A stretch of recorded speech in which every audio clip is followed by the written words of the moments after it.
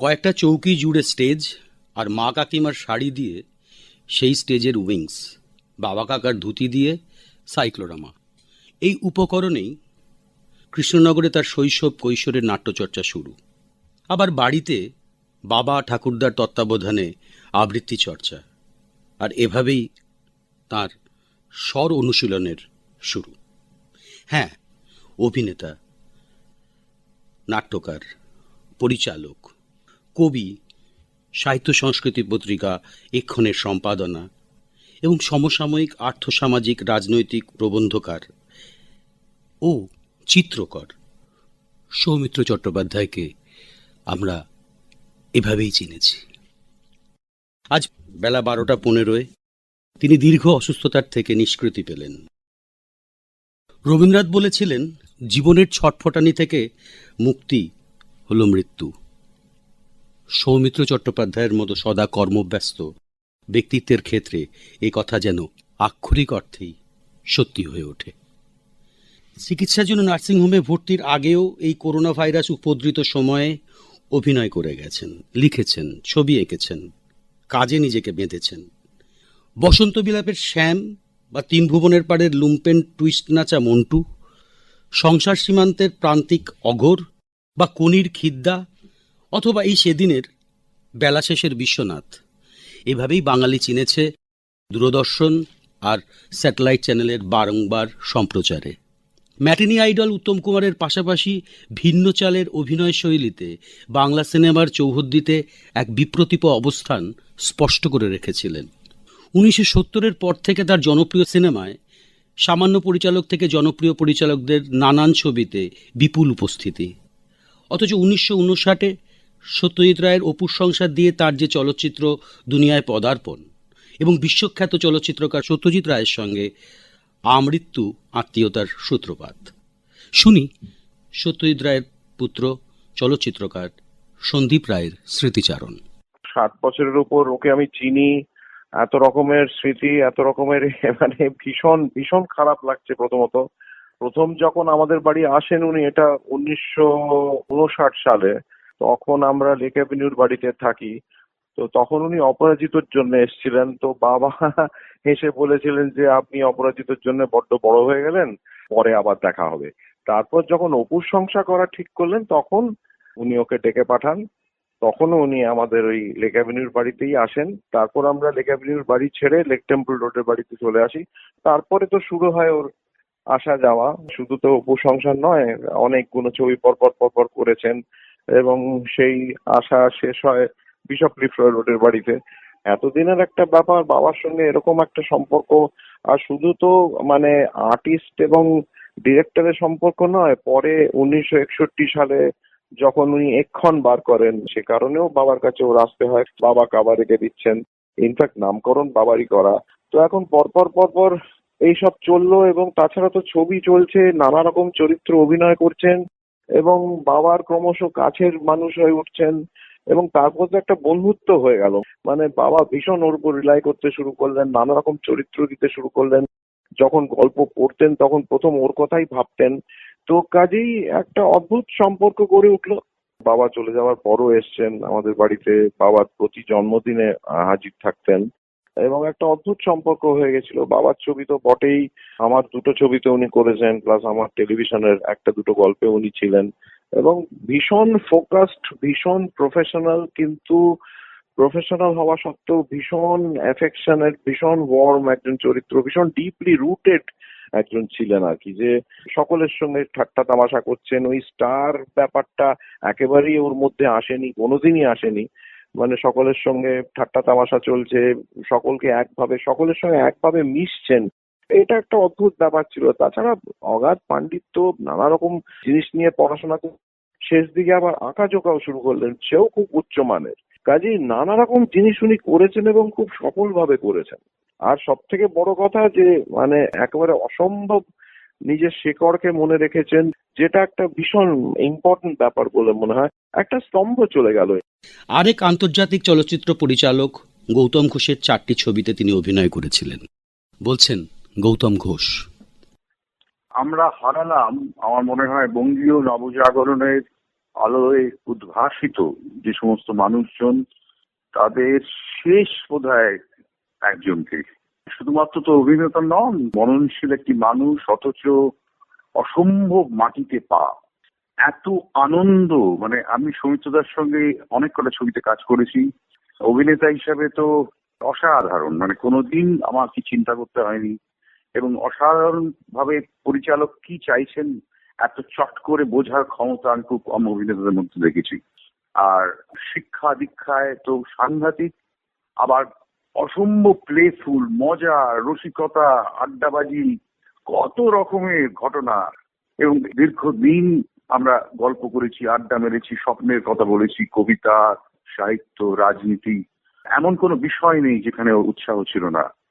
আর বিদেশে যখন গিয়ে দেখেছি যে অসম্ভব সম্মান করেন এই লোকটাকে। এই লোকটাকে সম্মান করার কারণ হচ্ছেন, আমার মনে হয় কোনো উন্নাসিকতা ছিল না। মানে কি বলবো, সৌমিত্রদা চলে গেছে আমরা ভাবতে পারছি না। এই লোকটা আমাদের পাগল করে দিয়ে গেছে। তার কাজ দিয়ে, তার ভালোবাসা দিয়ে, একগাল হাসি হেসে যখন ঘরে ঢুকতেন, প্রত্যেকের মনে একটা আনন্দের লহরী আর কি বয়ে যেত।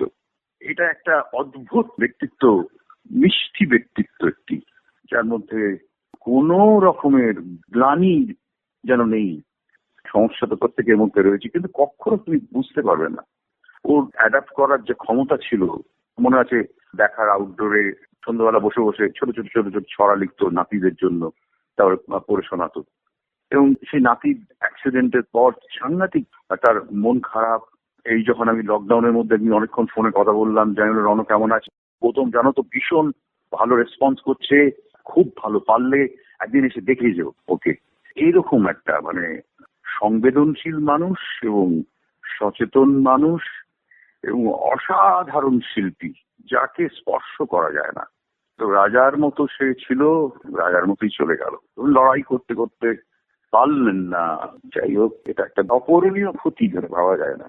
শুধু স্মৃতিতে থাকা তো নয়, স্মৃতিতে থাকবেন মানুষের মধ্যে দীর্ঘদিন, কিন্তু এই যে সৌমিত্রদা আছেন, এটাই একটা বিরাট ব্যাপার।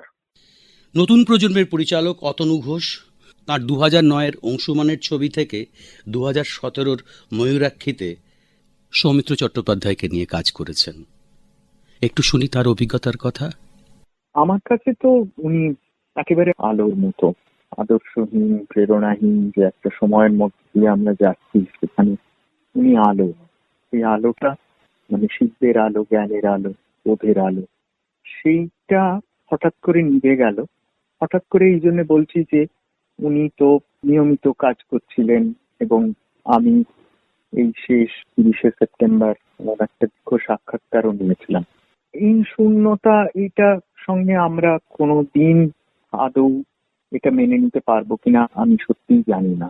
সবাই বলেন যে সৌমিত্র চট্টোপাধ্যায় তার অভিনয়ের মাধ্যমে জীবনকে চিনিয়ে দিতেন।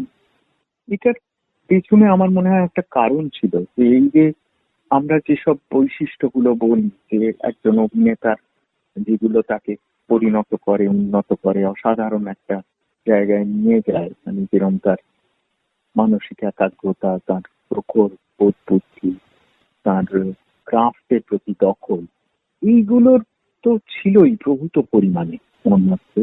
তারপরেও যেটা ছিল সেটা হচ্ছে যে অসাধারণ জীবন দর্শন। এবং আমার সব সময় মনে হয় যে এই যে ওর যেসব উল্লেখযোগ্য চরিত্র ওর এত বছর ধরে করেছেন, সেগুলোর একেবারে মূল জায়গাটা হচ্ছে যে ওই জীবন দর্শনটা সেটাকে একেবারে আলাদা করে রেখেছে, সেটাকে কোনোদিন স্টিরিওটাইপ হয়ে যেতে দেয়নি। সবসময় দেখেছি যে একেবারে শেষ মুহূর্তে, শটের ঠিক আগে, উনি একেবারে তার মূল জীবন দর্শনের জায়গাটা খোঁজার চেষ্টা করতেন, প্রতিবার করতেন। আমরা অজস্র আলোচনা করেছি তার আগে চরিত্রটা নিয়ে, নিঃসন্দেহে। তারপরেও আমরা চিত্রনাট্য নিয়ে আলোচনা করেছি, কিন্তু আবার করে ওই খোঁজার চেষ্টা করতেন যে এর মধ্যে ওই মানুষটা, তার মন, তার পারিপার্শ্বিক, তার মনস্তত্ত্ব, এইগুলো কতটা তার নিজের দেখা অনুভূতি, তার অভিজ্ঞতার সঙ্গে মেলে, এবং সেইখানে উনি ওই একটা সেতু তৈরি করতেন। ওর নিজের অভিজ্ঞতার সঙ্গে এই টেক্সটে যে আছে চরিত্র তার মানসিক অবস্থানে, এইটা আমার মনে হয় একটা বিশেষ দিক। আর আমার মনে হয় যারা অভিনয় বিষয়ে আগ্রহী, উৎসাহী, পরবর্তী সময়েও যে নতুন প্রজন্ম আসবে তাদের বারবার ফিরে আসতে হবে সৌমিত্র চট্টোপাধ্যায়ের কাজে। তার কারণ হচ্ছে উনি বারবার বাঁক নিয়েছেন নানান রকম, নানান ভাবে নিজেকে অনেকগুলো বিবর্তনের মধ্যে দিয়ে নিয়ে গেছে। আমরা যদি অপুর সংসার থেকে ওই ময়ূরাক্ষী অব্দি দেখি যে এই যে সময়কালটা, এর মধ্যে উনি সবসময়ই যে খুব অন্তর্মুখী, আন্ডারস্টেটেড একটা ভূমিকায় যে উনি অসাধারণ তাই কিন্তু নয়। অনেক সময় খুব হাইপার চরিত্র, আমরা তো সবাই জানি কোন বিজ্ঞা বা হুইল চেয়ারের ডাক্তার, একটা ইন্টারনাল কনফ্লিক্ট আছে, বাইরে থেকে মানুষটা একরকম কঠিন, কিছুটা নির্মম, হয়তো ভেতরে আবার একটা অন্য মানুষ বাস করছে। তো সেখানেও কিন্তু যখন তো ওই ভীষণ আন্ডারস্টেটেড তা নয়, সেখানে হয়তো কিছু কিছু জায়গা আছে যে জায়গাগুলো সত্যিই কিন্তু বোঝা যায় যে বেশ যেটার মধ্যে একটা ড্রামাটিক এমফ্যাসিস আছে এবং কোনো কোনো জায়গা হয়তো একটুখানি এক্সাজারেশন দরকার। সেখানেও এমন একটা বিশ্বাসযোগ্যতা তৈরি করতে পারতেন। সেটার কারণ হচ্ছে ওইটাই যে ভীষণ গভীরে মানুষকে দেখেছেন, মানুষকে চিনেছেন, মানুষকে বোঝার চেষ্টা করেছেন চিরকাল, খুব সহজভাবে মিশতেন সকলের সঙ্গে। ওই একটা জায়গা ছিল যেখান থেকে প্রত্যেকের সঙ্গে এত সহজে মিশতেন। আর একেবারে গোড়ার যে বিষয়টা অভিনয়ের, এই যে সিনেমার অভিনয় বিশেষ করে, আমাকে একবার বলেছিলেন যে ছোটবেলায় চাইনিজ পেইন্টিং এর একটা বই কেউ একজন আমায় দিয়েছিল এবং সেখানে আমি একটা লাইন পড়েছিলাম যে মিনিমাম স্ট্রোক ম্যাক্সিমাম এফেক্ট, এবং তখন থেকেই আমার খালি মনে হতো যে এইটা কোনোভাবে আমি যদি আমার অভিনয়ের মধ্যে আনতে পারি। তো ওইটা সবসময় ছিল যে একটা অল্প কিছু করা, এবং যত দিন যাচ্ছিল আমি অংশুমানের ছবিতে দেখেছি 2009 সালে থেকে 2017 ময়ূরাক্ষী, এর মধ্যেও আমি দেখেছি উনি আরো কমিয়ে দিচ্ছেন, আরো অল্প।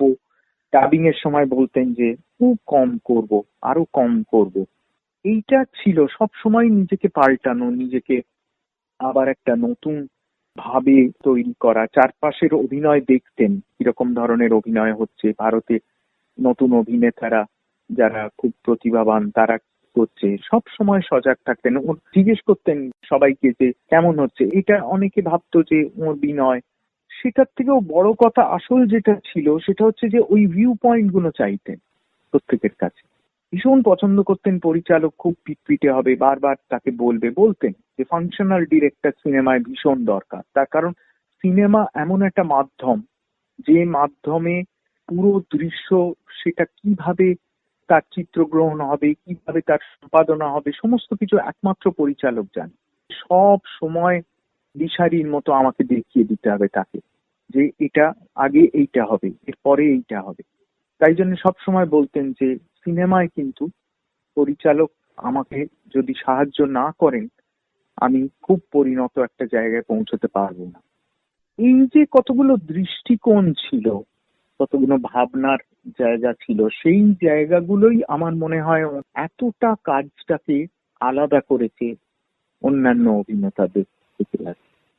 বাংলা নাটকের দুনিয়ায় নাট্যকার, পরিচালক, সঙ্গীত পরিচালক, অভিনেত্রী স্বাতিলেখা সেনগুপ্ত জীবনে 3টি ছবিতে অভিনয় করেছেন এবং সেই 3টি ছবিতেই তাঁর সহ অভিনেতা ছিলেন সৌমিত্র চট্টোপাধ্যায়। স্বাতিলেখা সেনগুপ্ত। আমি সৌমিত্রদার সম্পর্কে আজকের দিনে এমন একটা লস, তারপরে কি যে বলবো আমি ঠিক ভেবে পাচ্ছি না। আমি শুধু একটা কথাই বলতে পারি, এরকম একজন মানুষ আমি দেখিনি। থিয়েটারে অনেকবার ওকে পারফর্ম করতে দেখেছি, আর তখন একটু মনে হতো যে কেন আমি থিয়েটার ওর সঙ্গেও করলাম না, একটু কষ্ট হতো।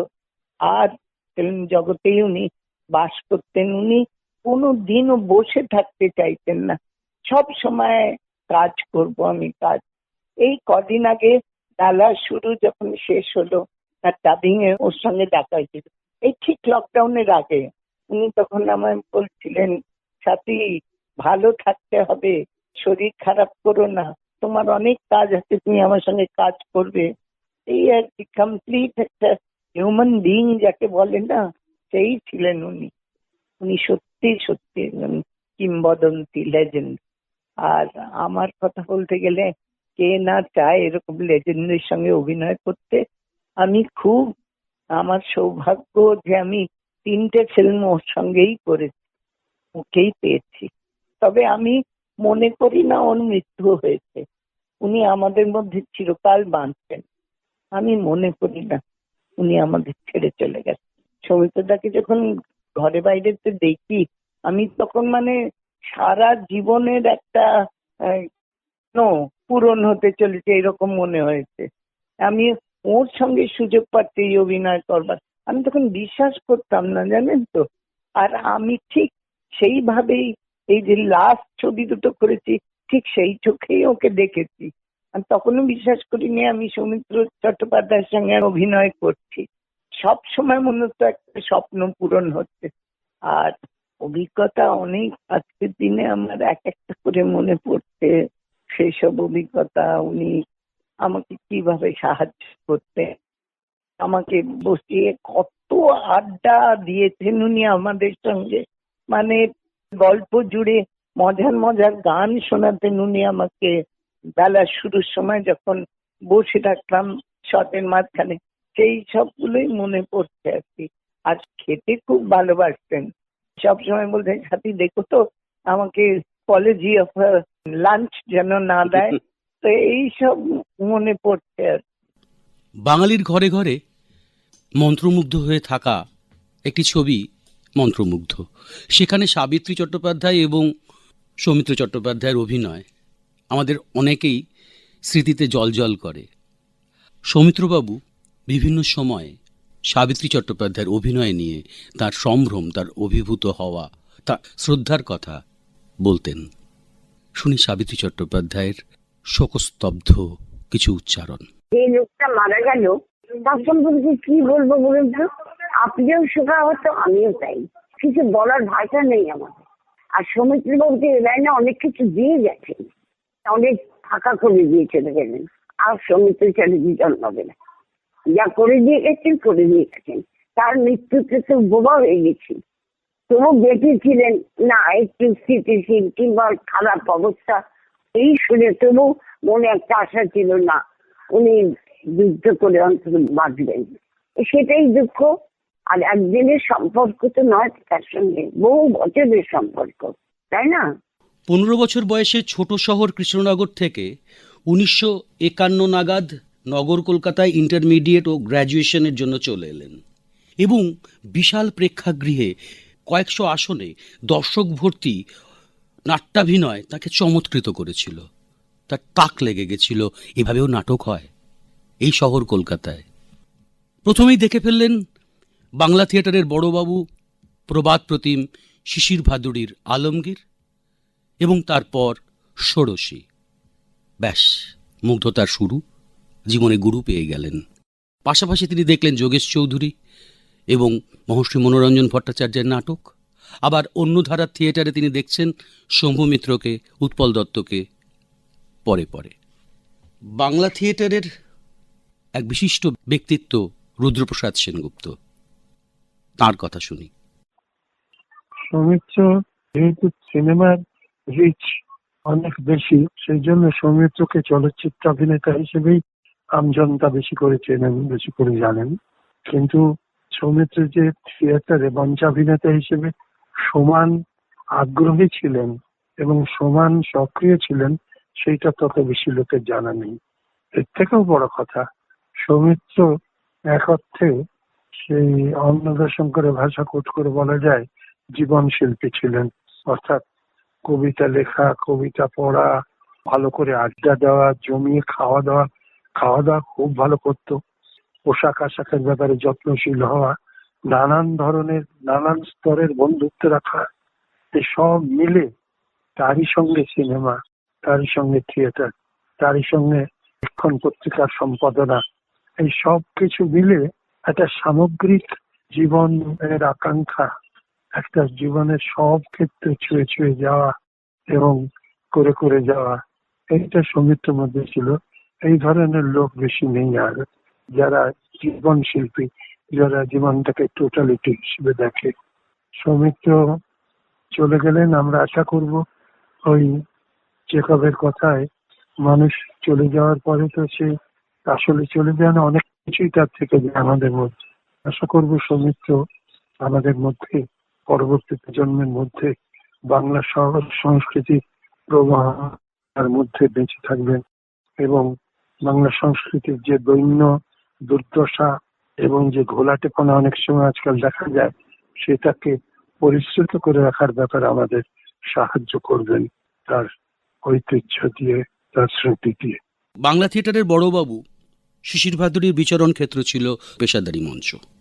তার শিষ্য সৌমিত্র চট্টোপাধ্যায় 1975-এ পেশাদারি মঞ্চে এলেন রাজকুমার নিয়ে। পরপর রাজকুমার, নামজীবন, ফেরা, নীলকণ্ঠ, দর্পণের শরৎ শশী সেই পর্বের অত্যন্ত গুরুত্বপূর্ণ প্রযোজনা। যাত্রা, পেশাদারি মঞ্চ এবং তথাকথিত অন্য থিয়েটারে সমানতালে বিচরণ করা বিশিষ্ট নাট্য ব্যক্তিত্ব বিভাস চক্রবর্তী বলছেন সেই কথা। সৌমিত্রদার থিয়েটারের প্রতি আকর্ষণ ছিল বরাবরের। ওনার ছোট একটা গ্রুপও ছিল শুনেছি, সেখানে অভিনয় করতেন। কলকাতা বিশ্ববিদ্যালয় ইন্টার ইউনিভার্সিটি একটা কম্পিটিশন হতো, হয়ে সৌমিত্রদা থিয়েটার করেছে, পুরস্কারও নিয়ে চলে এসছেন। তখন ওই আমিও কলেজ স্ট্রিটে ওখানে কলেজে পড়ি, সৌমিত্রদা ইউনিভার্সিটিতে পড়েন, সেই সূত্রেই সব জানা। কফি আসেন ওই অঞ্চলটাতে যাতায়াত ছিল, ওরও ছিল, আমারও ছিল। সুতরাং সেখান থেকে এই চেনা আর কি, ব্যাপারগুলো সম্পর্কে জানতে পেরেছি। কিন্তু সৌমিত্রদার যেটা আলোড়ন ফেললেন সেটা হচ্ছে পেশাদার রঙ্গালয়ে নাম জীবন করে। উনি শিশির বাবুর সংস্পর্শে এসেছিলেন। শিশির বাবু তখন শ্রীরঙ্গম ছেড়ে দিলেন, তখন আড্ডা দিতে আসতেন 6 নম্বর বঙ্কিম চ্যাটার্জি স্ট্রিটে। ওর দেবকুমার বসুর একটা প্রকাশনা সংস্থা ছিল, গ্রন্থ জগৎ। আড্ডা দিতেন, অনেক মানুষ আসতেন, সেখানে নাটক পড়তেন। সেখানে দুজন অল্প বয়সী ছেলেও গিয়েছিল, একজন হচ্ছে সৌমিত্র চট্টোপাধ্যায় আর একজন হচ্ছেন শ্রমিক বন্দ্যোপাধ্যায়। তো ওইখানে ছাত্রর মতো একপাশে বসে সৌমিত্রদা শিক্ষানুভূতির মতো শিশির বাবুর কথাগুলো শুনতেন, শিশির বাবু প্রশ্নও করতেন, সেই সময় উত্তরও দিতেন। সে সমস্ত সৌমিত্রদার লেখার মধ্যে আমরা দেখি। তো এখান থেকে তার থিয়েটারের প্রতি আকর্ষণ জন্মায়। কিন্তু 56 সালে শ্রীরঙ্গম ছেড়ে এসে ওই আড্ডাতে আসতেন নিয়মিত শিশির বাবু, আর সৌমিত্রদাও তখন ওইখানে আসতেন। কিন্তু অপুর সংসারের ডাক পেলেন সত্যজিৎ রায়ের কাছ থেকে, এবং তখন চলচ্চিত্রে প্রবেশ ঘটলো ওর। এবং তারপরে সত্যজিৎ রায়ের অভিনয় কিংবা অন্য ডিরেক্টরের সঙ্গে তার অভিনয়, এগুলো চলছিল। তো আমরা যদি লক্ষ্য করি তাহলে এটা বুঝবো যে তখন শিশির বাবুর প্রস্থানের পর সাধারণ রঙ্গালয়ের একটা অবক্ষয় হয়, ক্ষয়প্রাপ্ত হয়। আর এদিকে অন্য থিয়েটার, সমান্তরাল থিয়েটার, উৎপল দত্ত, সৌম্য মিত্র, অজিতেশ বন্দ্যোপাধ্যায় এবং পরবর্তীকালে আমাদের প্রজন্মের অনেক সমসাময়িক তারা সব থিয়েটার করতে শুরু করেন এবং অন্যরকম থিয়েটার করার চেষ্টা করেন। সেটা আধুনিক থিয়েটার, মডার্ন থিয়েটার, এবং সে তার প্রযোজনাও আধুনিকতার। সৌমিত্র চট্টোপাধ্যায় যখন নাম জীবনটা করলেন, আমরা দেখি দুই ধারারই কিন্তু একটা মিলন। সাধারণ রঙ্গালয়ের নাটকের যেটা মূল উদ্দেশ্য সেটা হচ্ছে সাধারণের জন্য বিনোদন, কিন্তু সেখানে ভালো ভালো নাটক তাদের দেয়া হতো না। আমাদের এখানে সাধারণ রঙ্গালয় একটু যেন মোটা দাগের নাটক দেওয়ার চেষ্টা হতো, যেন সাধারণ দর্শক যারা দেখতে আসেন রঙ্গালয়ে তারা একটু মোটা দাগের জিনিস পছন্দ করেন, এতে ধরে নেওয়া হতো। সৌমিত্রদা কিন্তু সেটা মনে করতেন না, বোঝা গেল। উনি যতটুকু থিয়েটার দেখেছেন, শুনেছেন, শিশির বাবুর সঙ্গে কথা বলেছেন, অন্যান্যদের নাটক দেখেছেন, আধুনিক থিয়েটারটা দেখেছেন, সেখান থেকে ওর যে ধারণা হলো যে গ্রুপ থিয়েটার বোধ হয় অনেক বরঞ্চ কাছাকাছি। এটা উনি বলেননি কখনো, কিন্তু আমি বলছি আমার মনে হয়েছে কাছাকাছি। সেই জন্য ওর থিয়েটারে, গ্রুপ থিয়েটারের যে আধুনিক নির্মাণ পদ্ধতি, একটা প্রযোজনার নাটক বাছাইয়ের ক্ষেত্রে যে খুব জীর্ণ পুরাতন বিষয়বস্তু নিয়ে আবেগ এবং সেন্টিমেন্টের খেলা যেখানে থাকে, সেই রকম নাটক না বেছে একটা আধুনিক মননের নাটক বাছলেন, আধুনিক জীবনের কথা বললেন, আধুনিক ভাবে বললেন, সেটা হচ্ছে নাম জীবন। এবং সেখানেই সৌমিত্রদার সাফল্য, এবং সৌমিত্রদা তো তার অভিনেত্রী সঙ্গের হয়ে যে নাটকগুলো করেছেন সেখানে আমরা সেই আধুনিকতার ছাপ পাই। এইটা কিন্তু সৌমিত্রদাকে বিশিষ্ট করে তুলেছিল। বিশেষ করে সাধারণ রঙ্গালয়ে তার যে প্রবেশ সেটাকে অর্থপূর্ণ করে তুলেছিল। অভিনয় তাই, তিনি একদিকে চলচ্চিত্রে যে স্বাভাবিক অভিনয় চর্চা করেছেন এবং সেটা নিয়ে ভেবেছেন সত্যজিৎ রায়ের সংস্পর্শে এসে। ওর একটা লেখাও পড়েছিলাম, ক্যালকাটা ফিল্ম সোসাইটির চলচ্চিত্র নামে এক পত্রিকায় বেরিয়েছিল, পড়েছিলাম সেখানে। সেই সবগুলো দিয়ে সৌমিত্রদা একটা আধুনিক মানুষ ছিলেন দৃষ্টিভঙ্গিতে, এবং অন্যদিকে রবীন্দ্রনাথের একটা প্রভাব। কিন্তু সাধারণ রঙ্গালয় তখন অবক্ষয়ের মুখে। সৌমিত্রদার মতো একটা দুটো প্রচেষ্টা কিংবা আরো দু একজনের সেটা আটকাতে পারলো না। সাধারণ রঙ্গালয় লুপ্তই প্রায় হয়ে গেল। তখন কিন্তু সৌমিত্রদা ধীরে ধীরে গ্রুপ থিয়েটারের যে সমস্ত ছেলেমেয়েরা আছে তাদের সঙ্গে একযোগে কাজ করতে শুরু করলেন, এবং সেই তখনকার নাটকে কিন্তু সেইগুলি বিশিষ্ট হয়ে উঠেছিল এই আধুনিকতার গুণে। বাংলা নিয়ে পড়াশোনা, সত্যজিৎ রায়, মৃণাল সেন, তপন সিংহ, তরুণ মজুমদারের নায়ক। তাঁর সাহিত্য চর্চার কথা কি জীবনের সায়ান্নে চিত্রকলা চর্চার কথা অনেকেই জানেন না। সাহিত্যপত্র সম্পাদক অনিল আচার্য বলছেন সম্পাদক সৌমিত্র চট্টোপাধ্যায়ের কথা। সৌমিত্রকে কেবল সিনেমার অভিনেতা হিসেবে দেখলে একটু ভুল করা হবে। কারণ হচ্ছে যে সৌমিত্র আমাদের সাহিত্যের জগতেও তিনি একটা বিরাট কাজ করেছিলেন। তিনি নির্মাল্য আচার্যের সঙ্গে একটি গুরুত্বপূর্ণ পত্রিকা বাংলা সংস্কৃতি জগতে এবং সাহিত্যের জগতে, পত্রিকাটির নাম ছিল সাহিত্য সংস্কৃতি বিষয়ক পত্রিকা, এবং অদ্ভুতভাবে এখানে তিনজন মানুষের সমাগম হয়েছিল, এবং যেখানে সৌমিত্রের ভূমিকা ছিল অনেক বড়। তিনি ম্যাটিনি আইডল হওয়া সত্ত্বেও 1964-65 সালে এই পত্রিকাটি সম্পাদনা করার দায়িত্ব নিয়েছিলেন, এবং শুধু তিনি একা কাজটা করেননি, সত্যজিৎও তাদের সঙ্গে যোগ দিয়েছিলেন। প্রথম যে প্রচ্ছদ, সে প্রচ্ছদটি সত্যজিৎ রায় করে দিয়েছিলেন, এবং তার পরবর্তীকালে যতদিন সত্যজিৎ রায় বেঁচে ছিলেন প্রত্যেক বছর তিনি এক্ষণ পত্রিকার জন্য একটি প্রচ্ছদ করে দিতেন। এই অসাধারণ ক্যালিগ্রাফির যে প্রচ্ছদ লিপি যাকে আমরা বলি বাংলা আঁকার জগতে, দ্য ওয়ার্ল্ড অফ পেইন্টিং, সেটাও কিন্তু একটা অসাধারণ বিষয় যা আমরা মনে রাখবো এবং যা সঞ্চিত হয়ে থাকবে। সৌমিত্র মূলত কবি ছিলেন, ইনি অনেক কবিতা লিখেছেন এবং সদ্য তার একটি কবিতার বড় বই বেরিয়েছে। আমরা যখন সদ্য পত্রিকা করছি তখন সৌমিত্র পত্রিকা করছেন নির্মাল্য আচার্যের সঙ্গে।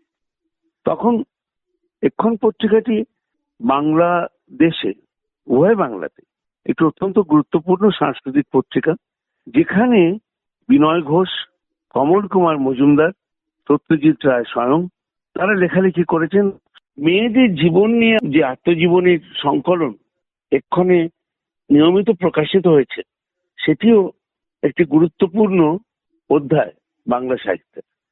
এছাড়া আমরা এক্ষণ পত্রিকাতে আরো পেয়েছি বিনয় ঘোষের কলকাতা বিষয়ক লেখা, কলকাতার ইতিবৃত্ত নিয়ে লেখা, তারপরে কলকাতার সংস্কৃতি নিয়ে, এমনকি বিজ্ঞাপন নিয়ে, বিজ্ঞাপন বিমোহিত মন। বিনয় ঘোষ অজস্র প্রবন্ধ লিখে গেছেন এই পত্রিকাটিতে। রাধারমণ মিত্র মহাশয় কলকাতার উপরে অনেকগুলি লেখা লেখেন। বিনয় ঘোষের একটি লেখার প্রতিবাদ করতে গিয়ে তিনি কলকাতার ইতিহাস লিখতে শুরু করেন, এবং সেটি পরবর্তীকালে একত্র করে একটি বই হয়েছিল কলিকাতা দর্পণ নামে। এইভাবে এক্ষণ পত্রিকাতে যে বাংলা সাহিত্য সংস্কৃতির জগতে নানা রকমের অবদান রাখা, সেটা সৌমিত্র শুরু করেছিলেন। সৌমিত্র পরে অবশ্য পত্রিকার সঙ্গে আর থাকতে পারেননি তার ব্যস্ততার জন্য। কিন্তু মজার কথা হচ্ছে যে বছর 10 হলো সৌমিত্রের সঙ্গে অনুষ্টুপেরও কিন্তু একটি গভীর সম্পর্ক তৈরি হয়, এবং অনুষ্টুপ থেকে তিনি এক্ষণ নিয়ে বড় সাক্ষাৎকার দিয়েছিলেন যখন নির্মাল্য আচার্য মারা গেলেন 1999 সাল নাগাদ। তো সে একটা সময় গেছে, এবং তাছাড়াও সৌমিত্র চট্টোপাধ্যায়ের সঙ্গে আমার ব্যক্তিগতভাবে খুব গভীর সম্পর্ক। তার একটা বড় কারণ হচ্ছে, সেটা অনেকে জানেন না, যে বিষয়টা হচ্ছে ফিল্ম করা। বিখ্যাত ডাচ অস্ট্রেলিয়ান ফিল্ম মেকার পল কক্স ছিলেন আমার খুব ঘনিষ্ঠ বন্ধু। অনেকদিন আগে যখন হোম কামিং বলে একটি ছবির প্রস্তাবনা হয় এবং সৌমিত্র রাজি হন সেই ছবিতে নায়কের ভূমিকায় অভিনয় করতে, কিন্তু যে কোনো কারণেই হোক সেই ছবিটি হয়নি। কিন্তু পরবর্তীকালে যখন পল কক্স অসুস্থ হয়ে পড়লেও তিনি শেষ জীবনে ভারত এবং অস্ট্রেলিয়া সম্মিলিতভাবে একটি ছবি নির্মিত হয়েছিল। সেই ছবিতে সৌমিত্রকে বলা হয়েছিল অভিনয় করার জন্য। আমিও অস্ট্রেলিয়ার থেকে অনেকবার যোগাযোগ করেছি, কিন্তু সেই সময় সৌমিত্র অসুস্থ হয়ে পড়েছিলেন, তার ক্যান্সার হয়েছিল, তিনি বেরোতে পারতেন না। আমরা তিরুবনন্তপুরমে যখন শুটিং করছি তখন বারবার তাকে যাওয়ার জন্য অনুরোধ করেছি, কিন্তু তিনি যেতে পারলেন না। আমার একটা দুঃখ থেকে গেল। আমি চেয়েছিলাম একটা আন্তর্জাতিক চলচ্চিত্রে সৌমিত্র একটা অভিনয় করুন, কিন্তু সেই ইচ্ছেটা আমার পূর্ণ হলো না। কিন্তু না হলেও পরবর্তীকালে উনি অনুষ্টুপ পত্রিকাতে নিজে লিখেছেন এবং আমার সঙ্গে অনেকবার যোগাযোগ হয়েছে। আমরা যেসব বই প্রকাশ করেছি সেখানে তিনি এসেছেন। উল্লেখযোগ্য হচ্ছে অনিল মুখোপাধ্যায় যখন শিশির ভাদুড়িকে নিয়ে একটি বড় বই লিখলেন, তখন সৌমিত্র নিজেরও শিশির ভাদুড়ির উপর একটি বই আছে, তখন শিশির ভাদুড়ি সম্পর্কে সৌমিত্র অনেক কথা বলেছিলেন এবং শেষ জীবন পর্যন্ত গত বৈশাখে সৌমিত্রের সঙ্গে আমার দেখা হয়, তখন অনেক কথা হয়েছিল। বলেছিলেন বসে থাকতে পারেন না বলে। কাজ করার মানুষটা না, কাজ ছাড়া থাকতে পারেন না।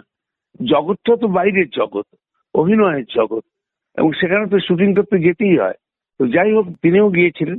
আমি নিয়মিত অনুষ্টুপ অফিসে যাই, যেতে হয় এবং আমাদের সংখ্যাও বেরিয়েছে। তো ফলে আমাদের উপায় নেই, আমাদের বেরোতেই হবে এবং সব রকমের এই ধরনের দুর্যোগ, এসব দিকে তাকালে আমাদের হবে না। আমাদের রোগ ব্যাধি সবকিছু সঙ্গে নিয়ে আমাদের বাঁচতে হবে আর কাজ করে যেতে হবে। সৌমিত্র তাই করে গিয়েছিল, সত্যজিৎ রায় শেষ জীবন অবধি তাই করে গেছে। এই মানুষগুলো চলে গেল, বাংলা সাহিত্য সংস্কৃতি সিনেমা সবটা মিলে যে বিশাল একটা জগৎ তৈরি হয়েছিল এই 20 শতকের মাঝখান থেকে এই পর্যন্ত, সেই গোটা পিরিয়ডটা আজকে 2020-তে এসে সৌমিত্র চলে যাওয়ার সঙ্গে সঙ্গে যেন অনেকটাই সেই সূর্য অস্তমিত হলো। আমার খুবই কষ্ট হচ্ছে, দেখতে পারলাম না বলে, কারণ দেখার মতো অবস্থাতে এই অসুখে থাকে না। শুধু একটা কথাই বলার, যে এই ক্ষতি কিন্তু পূরণ হওয়ার নয়। অভিনয় জগতে এই ইন্টেলেক্ট তো পাওয়া যায় না। একই সঙ্গে কবিতা, অন্যান্য লেখা, এর সঙ্গে এই ধরনের অভিনয়, তার সঙ্গে আবৃত্তি, সবটা মিলে এমন একটা মানুষ আর কি পাওয়া যাবে? তিনি আরো অনেক কিছু দিতে পারতেন, আমরা তার থেকে বঞ্চিত হলাম। বাংলা সাহিত্য সংস্কৃতি বঞ্চিত হলো, সিনেমা তো বঞ্চিত হলোই। শিশির ভাদুড়ির কাছে সে সময় দুটি যুবক নিয়মিত যেতেন, একজনের নাম সৌমিত্র চট্টোপাধ্যায় আর একজন শ্রমিক বন্দ্যোপাধ্যায়। শ্রমিক বন্দ্যোপাধ্যায় নন্দনতাত্ত্বিক, সম্পাদক, অধ্যাপক। তিনি সৌমিত্রবাবুর গদ্য সংগ্রহ সম্পাদনা করছিলেন এবং মনে রাখতে হবে সুদীর্ঘ তাদের বন্ধুত্ব। শুনি তার কাছে। সৌমিত্র চট্টোপাধ্যায়ের অভিনয়ের কৃতিত্ব, কীর্তি নিয়ে অনেকেই বলবেন, তাদের মুগ্ধতার কথা, কোন গভীরে সৌমিত্রদা তার চরিত্রায়নকে নিয়ে যেতে পারতেন সেই কথা অনেকেই বলবেন।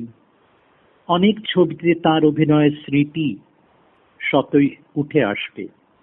তার বাইরে গিয়ে একটা কথা বোধহয় বেশি কেউ বলবেন না, তারই উপর জোর দেব। সাহিত্য, শিল্পকলা, নাটক লেখা, পরিচালনা করা, অন্যরকম নাটক বেছে নেওয়া, বেছে নতুন করে লেখা, সবসময় মৌলিক নাটক নয়, হয়তো ধার করা কোনো কাহিনী, কোনো নাটকের অনুস্মৃতি, তাই অবলম্বন করে নতুন নাটক লেখা। এই সব কিছুর মধ্যে সৌমিত্রদার অন্য একটা সত্তা অবিরত কর্মক্ষম ছিল মৃত্যুর সামান্য আগে পর্যন্ত। আমার মোবাইল ফোনে সৌমিত্রদার সঙ্গে আমার শেষ কথোপকথনের যে নজির রয়েছে সেটা 9ই সেপ্টেম্বরের।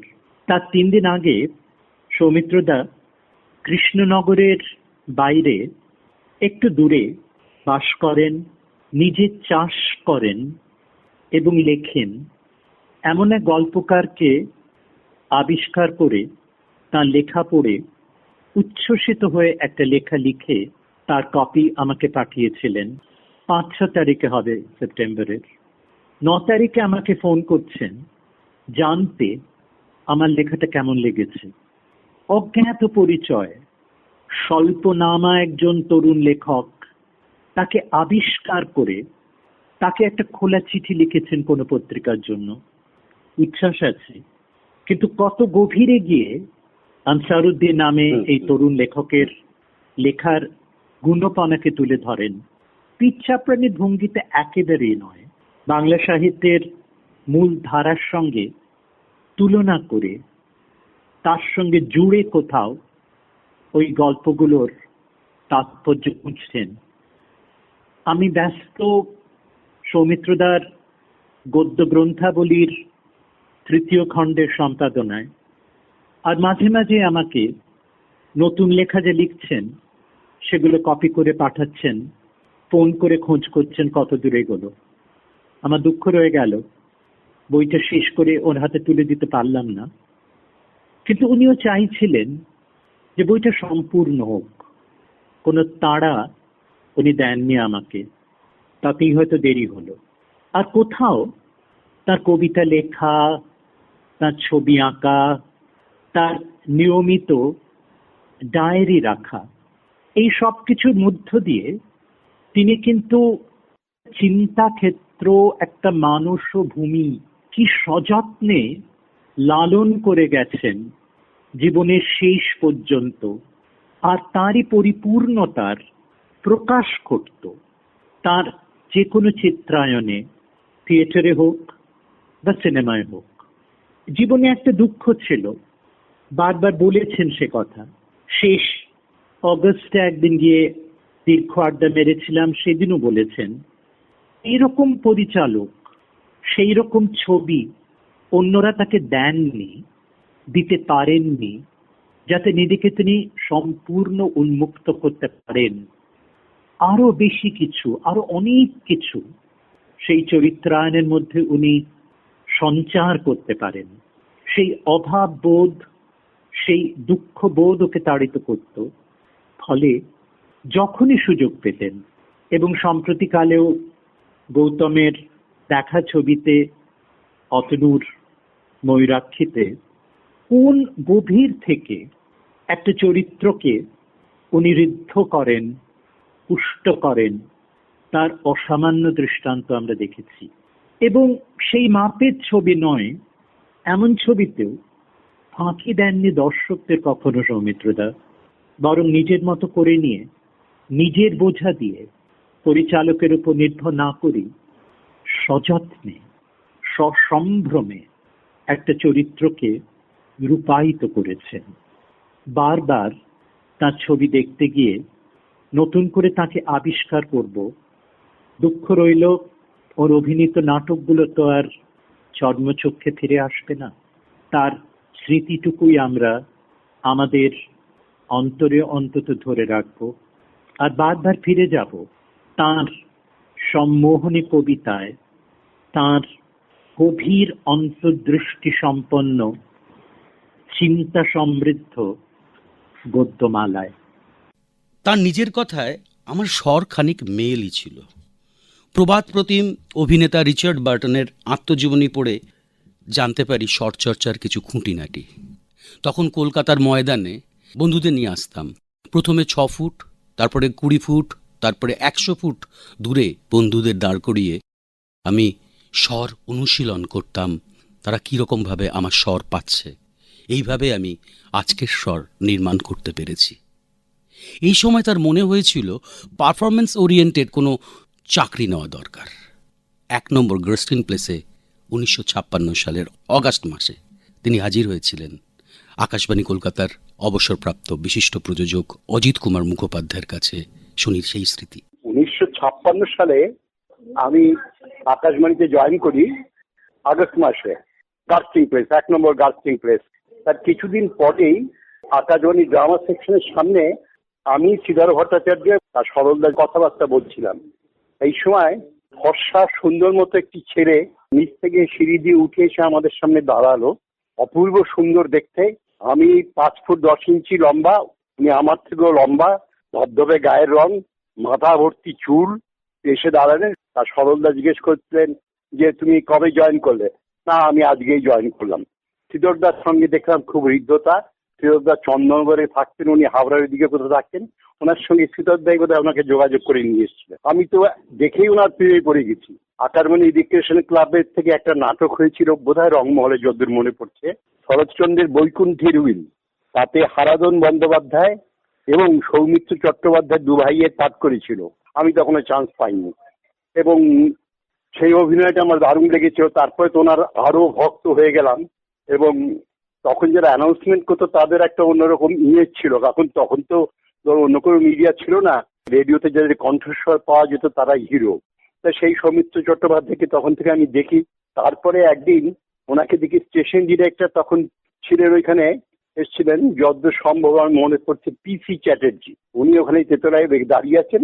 বললেন, আমি বললাম আপনি এখানে দাঁড়িয়ে আছেন? বলছে যে আমি একটা সিনেমার সুযোগ পেয়েছি সত্যজিৎ রায়ের অপুর সংসার, ওখানে একটা কথাবার্তা হয়েছে, আমি ওই ব্যাপারে একটু পারমিশন নিতে এসেছি। তা আমি তো বাইরে দাঁড়িয়ে আছি, ওনার জন্য অপেক্ষা করছি। উনি ভেতরে ঢুকলেন, অনেকক্ষণ কথাবার্তা বলে বললেন, না অজিতবাবু পারমিশনটা হলো না। তখন খুব কড়াকড়ি ছিল বাইরে কাজ করা, যারা রেডিওতে কাজ করতে তাদের বাইরে কাজ করতে দিত না। তখন আমি চাকরি ছেড়েই দেবো। আমি সে কি, আপনি এরকম একটা চাকরি ছেড়ে দেবেন? সরকারি চাকরি, এত সুন্দর ভালো চাকরি ছেড়ে দেন? বলে আর কোনো উপায় নেই। খুবই মনোকষ্ট পেলাম যে উনি চাকরিটা ছেড়ে দিলেন। সেই দিনের সাক্ষী আমি দাঁড়িয়ে রয়েছি। তার পরবর্তীকালে আমি দেখলাম যে সেই দিন যদি উনি চাকরিটা না ছাড়তেন তাহলে বোধহয় আজকে সৌমিত্র চট্টোপাধ্যায়কে আমরা পেতাম না। তারপরে বিভিন্ন অনুষ্ঠানে ওনার সঙ্গে আমার দেখা হয়েছে, বিভিন্ন সময় কথা হয়েছে। সেদিনকে যে স্মৃতি, উনি যখন আকাশবাণীতে ঢুকেছিলেন তখন আমার বয়স 21 বছর, আমার 19 বছর। আমরা প্রায় একই বয়সী এবং দূরদর্শনে থাকাকালীন আমি ওনার ইন্টারভিউ নিয়েছি। আকাশবাণীতে ওনাকে তো আমি বেশি দিন পাইনি, অল্প দিন পেয়েছিলাম, কিন্তু এতই আকর্ষণীয় ছিল যে ওনাকে আমি তার জীবন ভুলতে পারিনি। রেডিও ছেড়ে চলে গেলেন, কিন্তু বেতার নাটক ছেড়ে যাননি। বেতার নাটকের সংগ্রহশালায় তার 3টি নাটক জলজল করছে। একটি পদ বেঁধে দিল, 2 তিনশিকির গপ্প, 3 নিরুপম যাত্রা। এরপর 2019-এর 26শে ফেব্রুয়ারি তিনি এসেছিলেন রবীন্দ্রনাথ ঠাকুরের বৈষ্ণবী গল্প অবলম্বনে তাঁর নাট্যরূপ দেওয়া নাটক বৈষ্ণবীতে অভিনয় করতে। শুনি সেই নাটকের খানিক অংশ। এই আমাদের আকাশবাণীতে শেষ রেকর্ডিং তার। এ আবার কি কাণ্ড! আমাকে তোমার এই রাজসিংহাসনের তলায় এনে হাজির করা কেন? তোমাকে গাছের তলায় দেখতাম, সেই তো বেশ ছিল। ও, আমাকে ওই গাছতলায় দেখেছো? একদিন নাকি অনেক দিন? আমি তোমাকে দেখতে পাইনি। কদিন তোমায় দেখিনি কেন গৌর? মনে হলো নদীর ধার দিয়ে বেরিয়ে ফেরার সময় ওই যে দুদণ্ড ওখানে একটু বসো, গায়ের সব সেই সময় এসে তোমায় বড় জ্বালাতন করে। এটা চাই, ওটা দাও, সেটা পাই না কেন? তাই বোধ করি কদিন আর যাওনি। না না, সে কথা নয়। কদিন একটু ঠান্ডা লেগে সর্দির উপক্রম হয়েছিল, তাই পথে কি বাগানে বেড়ানো বন্ধ করে ছাদের ওপরই পায়চারি করতে করতে সন্ধে হওয়াটা উপভোগ করি। তাই কিছুদিন আমাকে দেখতে পাওনি। গৌর, কলকাতায় শুনেছি তোমাদের রাজপ্রাসাদ আছে, লোকলস্করেরও অভাব নেই, তোমার সংসারও তো সেইখানেই, তাই না? সেসব ছেড়ে এই বিভুঁয়ে পরবাসে একা একা পড়ে থাকো কেন? আসতে তো হয়ই।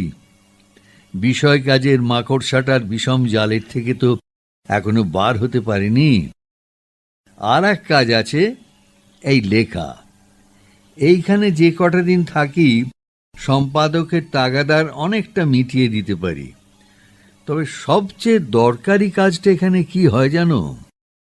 এই একলা থাকতে থাকতে বুঝতে পারি আমি সত্যি সত্যি একলা নই।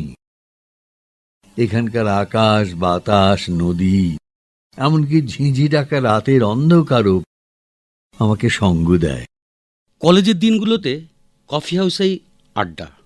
সুনীল গঙ্গোপাধ্যায়, শক্তি চট্টোপাধ্যায়, তারাপদ রায় এরা বিশেষ বন্ধু। স্কুলে যে কিশোর দেওয়াল পত্রিকায় কবিতা লিখেছে, তার এবার কবিতা লেখার তাগিদ হলো। সববার থেকে আলাদা এক নিজস্ব ধারায় তিনি প্রকাশ করলেন নিজেকে। শক্তি আবার তাকে বলতেন কখনো কখনো কোনো কবিতা পড়ে দেখতো রবীন্দ্রনাথ যেন বড় প্রভাব ফেলেছে এখানে। লজ্জিত সৌমিত্র চট্টোপাধ্যায় আবার নতুন করে লিখতেন। তার কবিতা ছাপার আগ্রহ ছিল শক্তি চট্টোপাধ্যায়ের সব থেকে বেশি। জয় গোস্বামী আজকের বাংলা সাহিত্যের বিশিষ্ট কবি, সাহিত্যিক, তিনি বলছেন তাঁর মূল্যায়ন। কবিতার মধ্যে তিনি নিজের সত্তাকে প্রকাশ করতেন। আমি একবার জিজ্ঞেস করেছিলাম, আপনি তো বিভিন্ন চরিত্রে অভিনয় করেন, তার মধ্যে দিয়ে তো আপনার অন্তরকে আপনি প্রকাশ করতে পারেন, তাহলে আপনি কবিতা লিখেন কেন? আর কবিতা লেখার কি দরকার হয়? তখন উনি বলেছিলেন যে অভিনয় যখন করি তখন কোন একটা চরিত্রের আড়ালে আমি চলে যাই, চরিত্রের পাশে আমি ধাপটি মেরে বসি, সেই চরিত্রের অন্তরাল থেকে আমি যে কাজ করার কথা সেটা করি, সেই চরিত্রের মধ্যে ঢুকে গিয়ে সেই চরিত্রের কাজ করি। কিন্তু আমার নিজের একমাত্র নিজের আপন কথা বলার জন্য আমার অবলম্বন কবিতা, নিজেকে প্রকাশ করার জন্যই আমি কবিতা লিখি। আর একটা কবিতার বইয়ের নাম হচ্ছে হায় চির জল। এই জলের আগে চির শব্দটা ব্যবহার করা যায়, এটি ভাবতে পারা যায় এত অসামান্য ব্যবহার। এরকম অনেক সূক্ষ্ম কাব্য চিন্তার প্রয়োগ তার কবিতার সমগ্রের মধ্যে পাওয়া যাবে। 26শে ফেব্রুয়ারি 2019-এ যখন তিনি নাটক রেকর্ড করতে এসেছিলেন, অত্যন্ত বিনয়ের সঙ্গে তাকে গিয়ে বলি, আপনাকে কিন্তু কবিতা পড়তে হবে। তিনি বলেন, হ্যাঁ ওই তো রবীন্দ্রনাথ আর জীবনানন্দ দাশ নিয়ে এসছি, পড়ে দেবো। বললাম, না, আপনার নিজের কবিতা। সে কি, কবিতা তো আনিনি, পাবো কোথায়? আমি বললাম, এই তো। বলে তার কবিতার সংগ্রহ তার হাতে তুলে দিতে সেই আলোয় ভরে ওঠা হাসিতে খুশিতে ঝলমল হয়ে উঠলেন বলা যায়। এবং নিজে বেছে নিলেন 10টি কবিতা। আকাশবাণী কলকাতার স্টুডিওতে আলাদা করে রেকর্ড হলো। যখন তিনি আকাশবাণী ভবন ছেড়ে গাড়িতে উঠছেন, কাছে ডাকলেন, বললেন, আকাশবাণী আমাকে কখনো কবিতা পড়তে ডাকেনি, আজকে আপনি আমাকে কবির সম্মান দিলেন, ভাই আপনাকে অনেক ধন্যবাদ। এরকম প্রাপ্তি এরকম মানুষের কাছ থেকে আকাশবাণী দিতে পারে। এই আকাশবাণীতেই তার স্বর থাকবে, তার কবিতা থাকবে, সেলুলয়েডে থাকবে তার ছবি। দাদা সাহেব ফালকে পুরস্কারে চিহ্নিত হয়ে আছেন তার শুধু অভিনয় প্রতিভা, তার বাইরে ও কিছুই স্বীকৃত এখনো হয়নি। আমরা শুনি সবশেষে তার পড়ে যাওয়া একটি কবিতা। তবু মৃত্যুহীন লৌকিক মানুষ বুঝি কবু পায়নি সে, জনপদে বহুদিন খুব ভিড়ে মিশে, তবু কি পেল না খুঁজে সেই দুটি চোখ, ভোরবেলা ছেড়ে আসা বন্দরের শোক যা নাকি ভোলাতে পারে। সে কি কোনোদিন বুঝিল না মানুষের প্রেম শর্তাধীন, বেপরোয়া খুঁজে নিয়ে অরণ্য বিজন, বাঁধা রেখে দিল তার পিপাসিত মন যাযাবরী হংসীর কাছে। বৎসর শেষ হলে শীতে আর্ত কুয়াশা ভিতর থেকে যদি সেই পাখি উড়ে আসে, সব যাযাবরই নাকি উষ্ণতার অনুভব চেয়ে হিম থেকে ফেরে বিষুবেতে, ভাবে ক্ষণিক আশ্রয় এই। তাহার স্বভাবে এমন নিশ্চিত কিছু সে কি দেখেছিল? অচিন পাখির গূঢ় কি ছিল টানিল তাকে? সুচির বসন্ত চাই পাখিদের, তারই খোঁজে উড়ে যায় তারা নক্ষত্রের কাছাকাছি। যাযাবরী গেছে কোন পথে? প্রান্তরে, সমুদ্রে, দ্বীপে, অচেনা পর্বতে, সুনীল আকাশে তার অলৌকিক ডানা চিহ্ন রেখে যায় নাই, যেমন ঠিকানা রেখে যায় গ্রাম পথে করুণ শকট চক্ররেখা দিয়ে। সেই ছাপ নভপট রাখে নাই, শুধু কিছু স্বর্গীয় পালক এই বনে ছড়াতেছে আমৃত্যু শোক। সে কি কোনোদিন ফিরে যাবে জনপদে? ট্রামের খাঁচায় কিংবা দঙ্গলে আমোদে আবার খুঁজিবে ভিড়ে মিছিলে দপ্তরে, অভ্যর্থনাহীন নৌকা চোখের বন্দরে ফিরিয়া যেভাবে ব্যগ্র খোঁজে প্রিয় মুখ, সেরকমই রয়ে যাবে মনের অসুখ তখনও কি? আর খুঁজিবে না অথবা কি, যেহেতু যাবার আগে যাযাবর পাখি শিখায়েছে প্রেম নয় পিঞ্জরের ঋণ, ক্ষণিক স্বাধীন তাহা তবু মৃত্যুহীন। আলোকযাত্রীর অমরলোকে যাত্রা আজ। আমি, আপনি, আমরা সবাই সেই আলো জ্বালিয়ে রাখার শপথে আজকের আমাদের শ্রদ্ধাঞ্জলি শেষ করি।